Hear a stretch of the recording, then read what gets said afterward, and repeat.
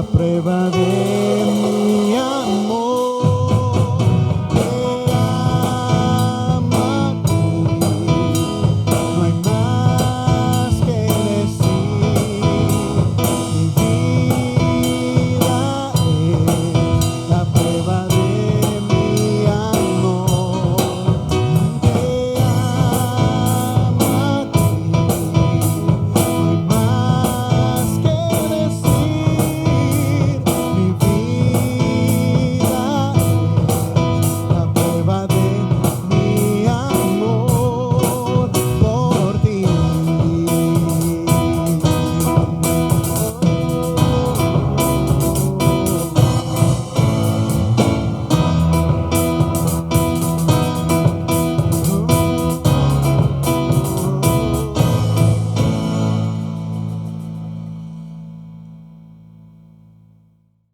Que el Señor les bendiga, mis hermanos.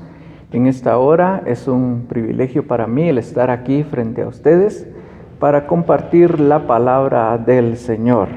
Quisiera que me acompañaran a orar. Vamos a agradecerle al Señor este tiempo y a pedirle especialmente que su palabra llegue a nuestros corazones. Te damos gracias, bendito Señor. Eres tan bueno, eres tan misericordioso. Tu bondad siempre está con nosotros y tu misericordia nos sigue todos los días, Señor. Y tu palabra dice también que son nuevas cada mañana. Te agradecemos, Señor, este día que nos brindas y la oportunidad de estudiar tu palabra. Permítenos compartirla, Señor, y que pueda llevar mucho fruto que glorifique tu nombre. Gracias, Señor. Amén. Mis hermanos, hemos estado hablando acerca de los mandamientos del Señor y llegamos ahora al sexto mandamiento. Es para nosotros un gozo de veras el llegar hasta esta altura, ya que hemos aprendido mucho. Pero todo esto ha salido de cuánto amamos al Señor. Compartíamos en los temas primeros que las expresiones que nosotros tenemos se quedan cortas, se quedan pequeñas ante lo que realmente el Señor exige. Él nos dice en su palabra que nosotros debemos de amarle, pero esa demostración de amor debe ser a través de cumplir sus mandamientos. Y eso directamente nos llevó a los 10 mandamientos. Hemos dicho también que son 613 ordenanzas, pero que nos íbamos a basar directamente en los 10 mandamientos.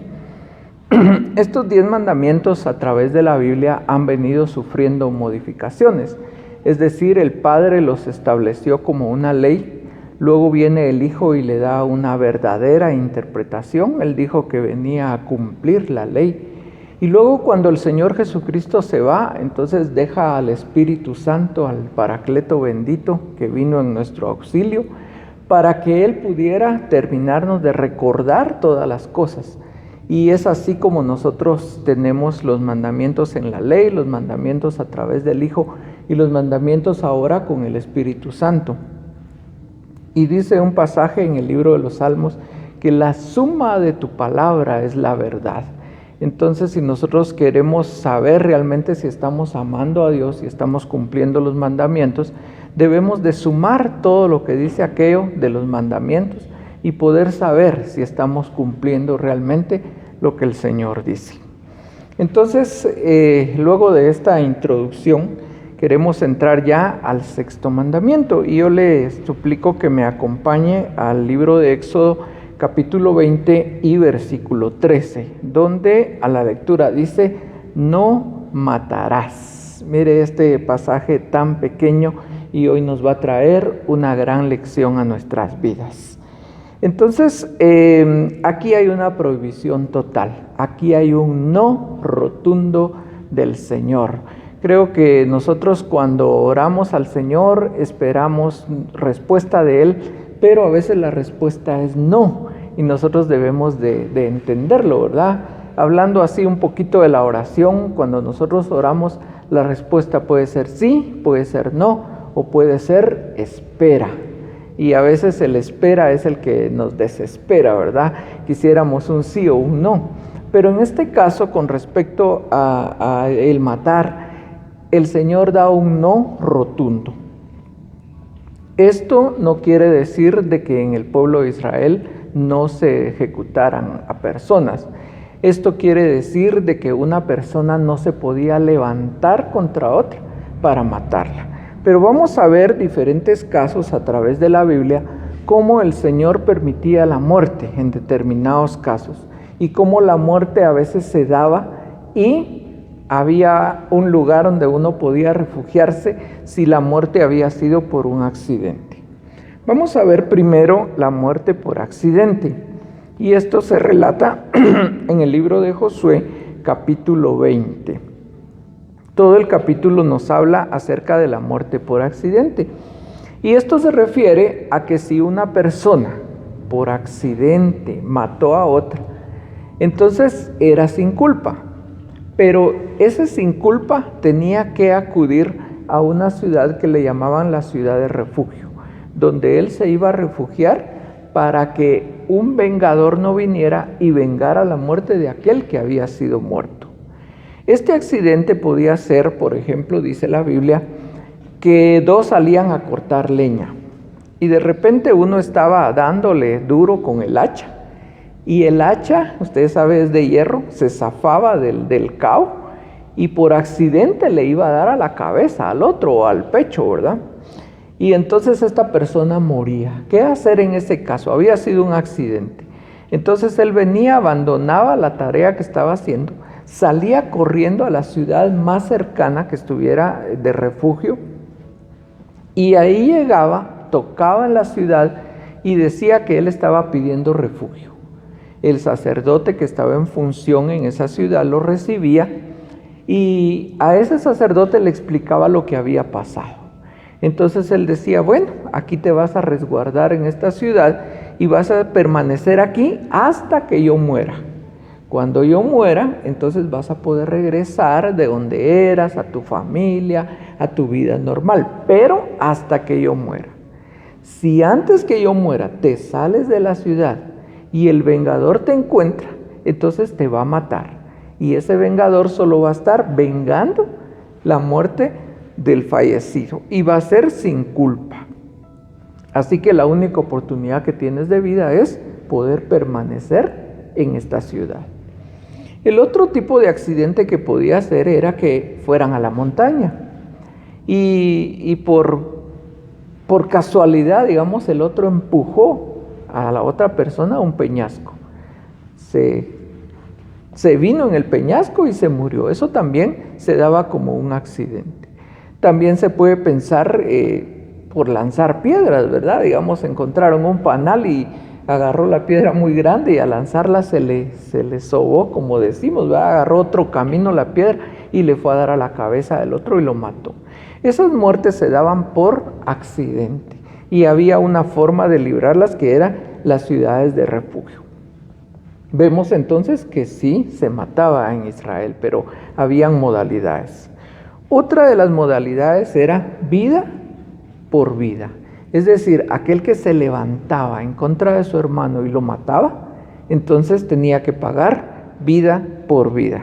Pero me llamó la atención este caso. Mire, acompáñeme a Éxodo capítulo 21, versos 22 y 23, que dice: si algunos riñeren, fíjese que aquí está hablando en plural, si algunos riñeren e hirieren a mujer embarazada y ésta abortare, pero sin haber muerte, serán penados conforme a lo que les impusiere el marido de la mujer, y también lo que juzguen los jueces. Mas si hubiere muerte, entonces pagarán vida por vida. ¿Cómo estaba esto? Resulta que dos en Israel se empezaban a pelear por cualquier cosa. Que mira que la estaca de tu carpa la hiciste muy para acá y que ahora la mía está aguada porque aguadaste la tierra, y se empezaban a pelear. Y en su pelea golpeaban a una mujer embarazada. Y esta mujer por haberse metido en la pelea, en medio de la pelea, abortaba. A la hora de abortar el niño, pues naturalmente se perdía. Estos dos que habían peleado tenían que pagar lo que el marido impusiera y lo que los jueces impusieran.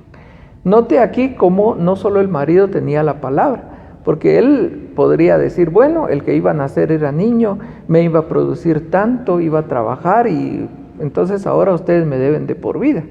Tampoco. Por eso estaban los jueces, para poder mediar entre que la paga fuera justa. Así que tenían que pagar. Pero si en esta pelea la mujer moría, aunque no estuviera embarazada, pero moría, entonces ellos debían pagar vida por vida. Es decir, si alguien mató a alguien, debía de pagar con su propia vida. Entonces aquí se cumplía cabal el mandamiento, no matarás, porque si matas, también vas a morir, sencillamente, ¿verdad? Entonces este mandato era vida por vida. No digamos si alguien se levantaba en contra de otro y lo mataba, si lo encontraban, ¿verdad? Si no se fugaba, lo tenían que matar de la misma manera. Luego venía otra parte que era muerte por robo. También en Israel habían personas que robaban. ¿Qué situación esta, verdad? O sea, todo lo que se vivía. Hemos solo pensado que Israel salió, andaba en el desierto y pues tenían el maná, les crecía la ropa y los zapatos y no se enfermaban y todo iba bien. Pero todos estos casos se daban en medio de Israel. Entonces, el caso del ladrón, eso está en Éxodo 22:2. La muerte por robo. Ahora viene esta muerte y era porque el ladrón venía y entraba a robar. Pero regularmente los ladrones entran de noche, no van a entrar de día. Entonces entraba de noche y vamos a suponer que se robaba una oveja. Se robaba la oveja y se la llevaba. Llegaba al mercado, la destazaba, le quitaba el cuero, empezaba a vender la lana, el cuero y la carne y todo. Pero por alguna razón alguien lo descubrió y decía, este se robó la oveja y esta es porque yo sé que esta es. Entonces este ladrón debía pagar por una oveja 4 veces y por un buey 5 veces. Fíjense. Y dice la Biblia que si él no tenía para pagar, entonces era vendido como esclavo para que pudiera pagar la deuda. Hasta ahí, pues digamos, se salvó la vida.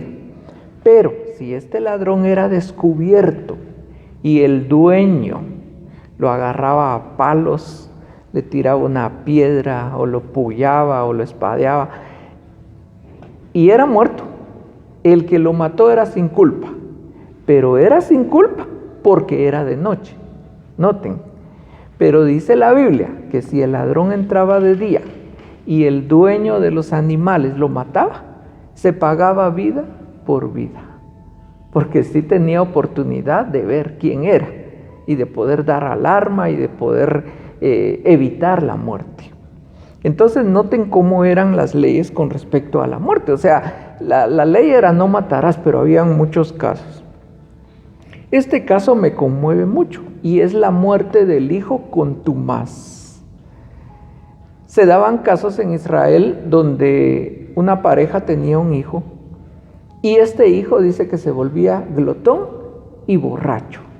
Es decir, no quería hacer nada, solo quería estar comiendo, quería estar acostado en la tienda, no ayudaba con los animales, no ayudaba a hacer la carpa, no hacía nada. Y encima de eso, fabricaba vino y se lo tomaba y se emborrachaba. Los padres estaban ahí, ¿verdad? Usted de padre ha de saber cómo es uno con los hijos. Mira mi hijo, por favor, mira mi hijo, pensá en el Señor, mira mi hijo, dice la Biblia. Y ahí estaban ellos con la ley. Pero llegaba un momento en que los papás se colmaban. Entonces agarraban a este hijo y se lo llevaban delante de los jueces. Y le decían, mi hijo es contumaz, no hace caso, es glotón y es borracho. Y cuando estos padres entregaban al hijo lo mataban, porque borraban de Israel a personas de ese tipo. Es duro realmente, es grotesco esto, pero realmente así eran las leyes. Por eso no matarás era bien contundente. Saliéndonos un poquito de la línea que llevamos, se han dado casos donde realmente los papás dentro de la congregación ya no aguantan a sus hijos. Les han hablado, les han dicho, los han traído a la iglesia, les han pedido de favor, les han suplicado, han platicado con ellos y los hijos no hacen caso. Y lo que ha pasado es que los papás doblan rodillas y llevémoslo al contexto y dicen, Señor, mi hijo es contumaz. Entonces te lo entrego a ti para que seas tú el que lo trate. Miren, y hemos visto cosas asombrosas, tratos de por vida para estos hijos, que de otra manera estarían en el mundo. Pero cómo esta situación se ha dado todavía en nuestros días. Fíjese pues, la muerte del hijo contumaz, eso lo encuentra usted en Deuteronomio capítulo 21. Luego venía la muerte por adulterio. Esta muerte tiene varias facetas, pero el punto es que cuando dos se encontraban en adulterio, a los dos había que matarlos, por haberlos encontrado siendo infieles a sus parejas. Eso de la muerte por adulterio está en Deuteronomio 22. Luego había otra donde era también así, muy radical, y dice el pasaje en Éxodo 22, 18, la hechicera morirá. Así de simple. Aquella mujer que practique la hechicería morirá, así de simple. Entonces, encontrada una mujer dentro de Israel haciendo hechicerías, se moría, sencillamente. Luego también había muerte por la cohabitación con bestias. Esto no lo voy a ampliar porque tenemos de todo público oyendo, ¿verdad? Eso está en Éxodo 22, 19. Y luego también había muerte por ofrecer sacrificio a otros dioses. Es decir, cuando encontraban a alguien ofreciendo sacrificio a otro dios, debía morir. Eso está en Éxodo 22, 20. Entonces noten ustedes cómo toda la serie de derivaciones que tenía este mandato de no matarás. Habían muchos casos, se daban muchos casos dentro de Israel y todos estaban normados. Es decir, a veces se permitía, a veces no, pero ahí va la ley, en no matarás. Y a través del tiempo Israel se vino con esas leyes. Poco a poco se fueron modificando por algunas causas. Por ejemplo, usted tiene ahí a Salomón ofreciendo sacrificios a otros dioses y él no se murió. Sencillamente las leyes empezaron a omitir, pero delante del Señor no se podían omitir, las leyes se iban a cumplir. Entonces ahora aparece el Señor Jesucristo. Y cuando Él aparece, entonces ahora viene con un enfoque diferente, una razón exacta, una interpretación perfecta de lo que era la ley. Entonces ahora, si yo como cristiano, usted como cristiano, yo le dijera, hermano, por favor, no matarás. Usted me diría, hermano, yo no tengo ni la intención mínima de matar. Tal vez lo más que he hecho es esto, ¿verdad? Hacer así y así, ¿verdad? Espero que ya no, ¿verdad? O entre el poncho, así y así, ¿va? Eso es lo más que he hecho de matar, pero de ahí, no. Entonces, ¿por qué me dice usted esta palabra? Entonces ahora vayámonos a lo que dice el Hijo. Ahora viene Jesucristo, se instala en la tierra, empieza su ministerio a la edad más o menos, dice la Biblia, de 30 años, y empieza a hablar de todas estas cosas de la ley. Y a mí me encanta Mateo capítulo 5, porque él empieza con las bienaventuranzas y luego empieza a darle la verdadera interpretación a la ley. Y una de las cosas que él tomó tiempo para explicar fue este mandamiento: no matarás. Y entonces quiero que me acompañe a Mateo capítulo 5, vamos a leer versículos 21, versículo 22. Dice: oíste que fue dicho a los antiguos, no matarás, y cualquiera que matare será culpable de juicio. Pero yo os digo que cualquiera que se enoje contra su hermano será culpable de juicio. Y cualquiera que diga necio a su hermano será culpable ante el concilio. Y cualquiera que le diga fatuo quedará expuesto al infierno de fuego. Entonces note usted aquí cómo el Señor desglosa ahora el no matarás y lo cambia para el hecho de no enojarse. Ahora, definamos de que el enojarse no es pecado. ¿De dónde saco yo eso? Dice la Biblia que el Señor Jesucristo estuvo en la tierra y realizó tantas cosas y fue tentado en todo, pero sin pecado. Ahora note que el Señor Jesucristo sí se enojó. Hay varios pasajes donde el Señor se enoja. Creo que el más resaltado que tenemos es cuando Él hace unas cuerdas y empieza a darle a todos los que estaban adentro del templo. Saca a los cambistas, saca a los vendedores de bueyes, de ovejas y de palomas, y los echa a todos. Y les dice: no hagan de la casa de oración una casa de mercado, una cueva de ladrones. Y está enojado. El enojo lo hizo actuar. Entonces, el enojo no es pecado. A usted, hermano, que me ve, que me escucha y dice: ¿qué hago yo con este enojo ahora? Porque se vierte en no matarás. Entonces, vamos a encontrar una solución a esto. Veamos el pasaje, y el pasaje habla de 3 niveles de enojo. El primer enojo dice que cualquiera que se enoje con su hermano. Ese podríamos decir que es un enojo hasta cierto punto normal, un enojo tranquilo. La Biblia lo resume con una palabra, según el diccionario, palabra griega, que es orgizo. Y eso quiere decir provocar o encolerizar. Eso suena todavía un poco suave, ¿verdad? Entonces veamos que los enojos pequeños que uno tiene, ¿verdad? Que uno se levantó y que el perro se llevó el zapato y uno anda ahí brincando que no encuentra el zapato y dice: ay, me cae mal que el perro se lleva mi zapato, nadie puede ver esto. Y es un enojo pasajero. Y se enoja uno con el dueño del perro, ¿verdad? Y ese tipo de enojos. El Señor dice que no debemos de enojarnos con nuestro hermano, es decir, no debería existir, pero existe.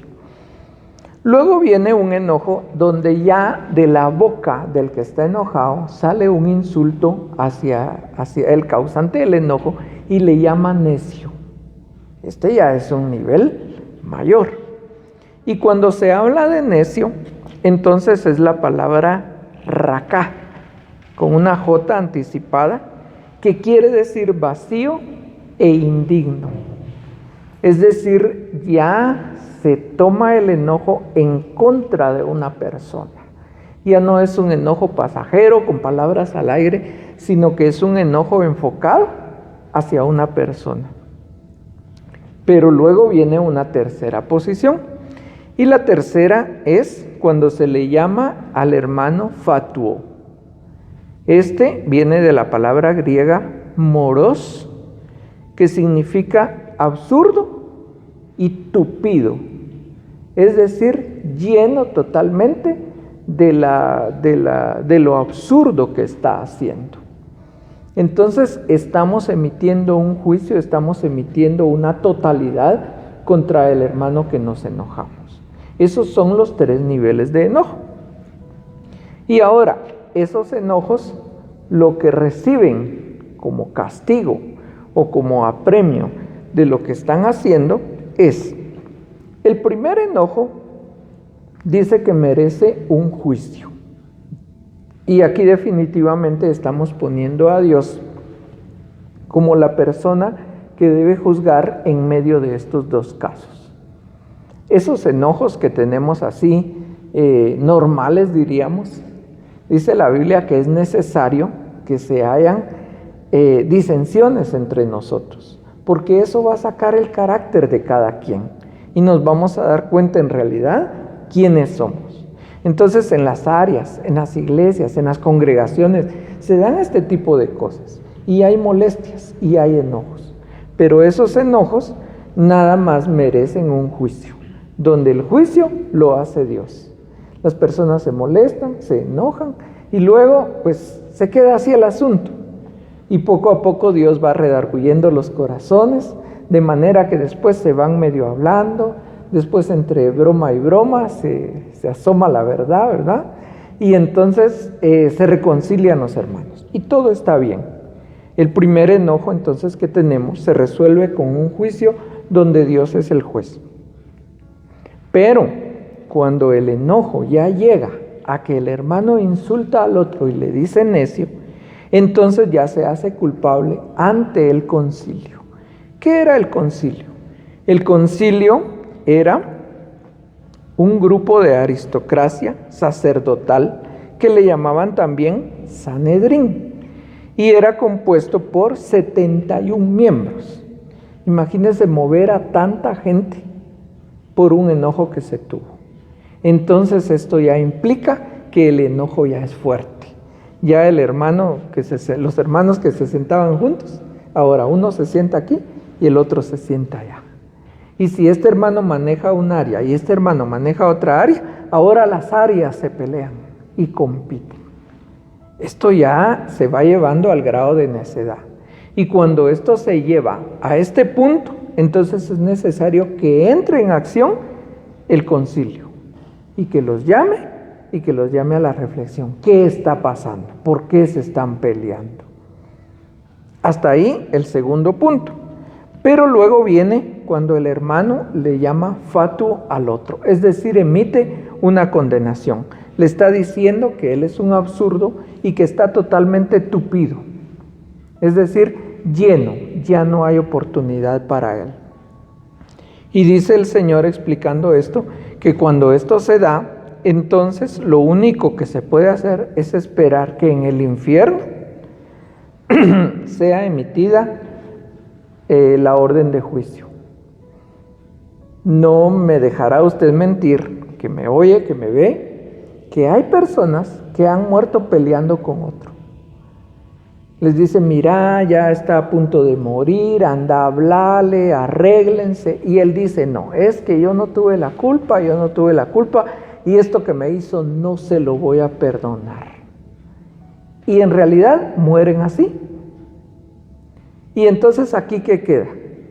Que lleguen al infierno y que vayan a enmendar lo que el Señor les pidió que hicieran en la tierra.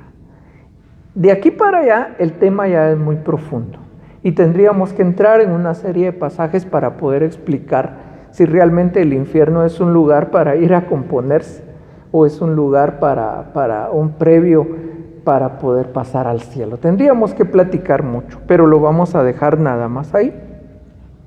Entonces ahora el Señor, explicando esto, nos da a entender que el enojo puede ser en un nivel hacia arriba o hacia abajo, podríamos decir, en niveles de ir más allá con el enojo.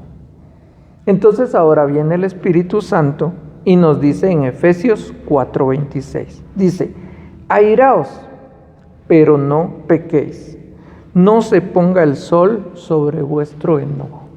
Entonces fíjese que aquí primero está diciendo, airaos, es decir, nos está dando permiso para enojarnos, pero enojarnos al máximo, porque yo creo que si ponemos la palabra enojo e ira, creo que suena más pesado la ira, y aquí la Biblia está diciendo, airaos, pero no pequéis. Entonces, ahora quiero compartirle algo con respecto a la experiencia del enojo. Cuando el enojo se da en la vida del hombre, definitivamente tiene que sacarlo. El enojo es una fuerza, es una adrenalina que se da en el cuerpo y tiene que salir. Eso que dicen, cuente hasta 10, tranquilo, no le haga caso, ya va a pasar. Eso, miren, en realidad no sirve, porque el enojo está ahí y necesita salir. Entonces la Biblia dice que nos airemos, que saquemos ese enojo. Y déjenme contarle una pequeña experiencia. En una ocasión yo estaba tranquilo en mi casa, ya había trabajado, ya estaba en el momento en que uno ya se bañó y está tranquilo esperando la cena y esperando dormirse. Y en esas estaba cuando alguien me dice que por favor la llevara a cierto lugar. Yo no quería ir, estaba indispuesto, pero bueno, está bien, no puedo negar un favor. Nos subimos al automóvil y nos fuimos. La persona se bajó y se fue a hacer su mandado. Me dejó en una calle donde yo no podía estar. Los carros iban, los carros venían y me tenían con aquello de que hágase para allá, hágase para acá, ahora métase aquí, métase allá, y yo no hallaba ni dónde ponerme. La calle era muy estrecha. Al final mejor me fui a dar la vuelta y me preparé ya para salir. Me puse en un lugar donde no molestara. De todos modos, empezaron a aparecer carros grandes que no pasaban. Y aquella vuelta que no podían y que sí podían. Y aquello de va de mover el carro. Al final apareció la persona y entonces me dijo, vámonos. Yo contento que ya para la casa. Cuando ya iba de camino, aparece otro carro. Pero a todo esto el furor que yo tenía ya estaba en lo alto. Me bajé y cuando llegué con el chofer del otro carro para decirle que se regresara él y no yo, eran dos mujeres. Y entonces, donde me ven, me dicen, ¿retroceda usted o muy feo? Me dice. Y entonces eso me hizo a mí como colmarme más el asunto. Agarré el carro con todo el enojo y lo retrocedí. Pasó el carro que tenía que pasar y yo ya me fui a mi casa muy mal. Sentía el enojo dentro de mí. Y entonces, siguiendo yo mi propio consejo, dije yo, esto lo tengo que sacar. Lo tengo que sacar porque si me pongo a contar a 10 con alguien voy a rematar. La Biblia dice que me aire, pero que no vaya a pecar. Entonces, metí el carro a la casa, saqué a mi perrito, lo solté, ni siquiera le puse la cadena y agarro carrera para donde fuera, mis hermanos. Empecé a correr así como estaba, con la ropa que tenía. No me puse ni mis tenis, ni calentamiento, ni estiramiento, nada. Así como estaba. Empecé a correr. Miren, el más feliz era mi perro. Iba hasta adelante, me volteaba a ver así como que, pues, ¿qué te pasó? Qué alegre salir a correr a esta hora. Y yo detrás. Pero miren, sacando ese enojo. Llegó un momento que la respiración ya no me daba. Sentía como comúnmente se dice el corazón en la boca, aquello que se oye el corazón. Y yo seguía corriendo y seguía corriendo y seguía corriendo. Al término de unas 5 cuadras, que no soy muy experto en correr, me quedé sin aliento, así como que... Ahí sentí yo que el enojo ya había salido. Me sentí tranquilo, me senté, llegó el perro a moverme ahí la cola, estaba feliz de que lo sacara a pasear. Yo así como que sobándole la cabeza y ya me regresé a mi casa tranquilo.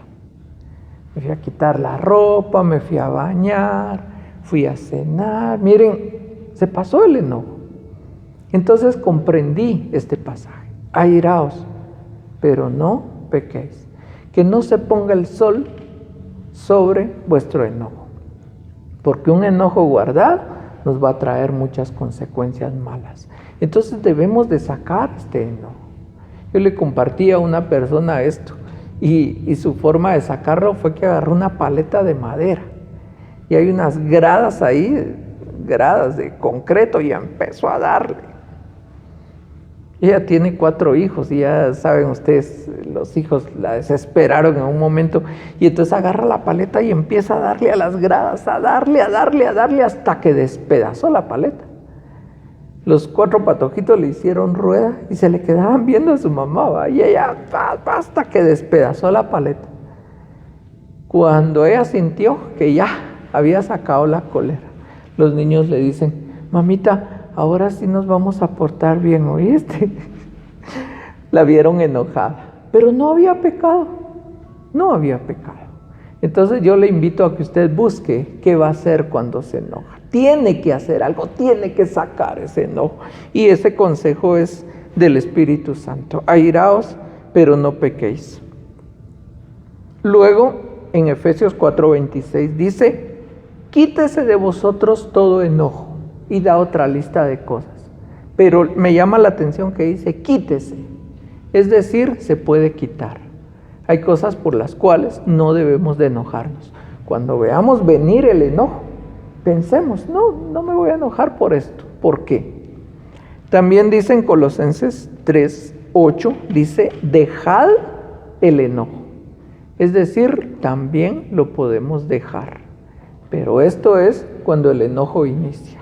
Ya cuando usted está enojado, ya no diga, dice la Biblia que lo deje. No, usted ya se enojó. O voy a quitar el enojo, ya no. Entonces debemos de controlar esto. Note usted cómo el mandamiento de no matarás viene ahora a aplicarse a algo que a todos nos pasa. Por muy tranquilos que seamos, nos ha pasado y hemos tenido enojo.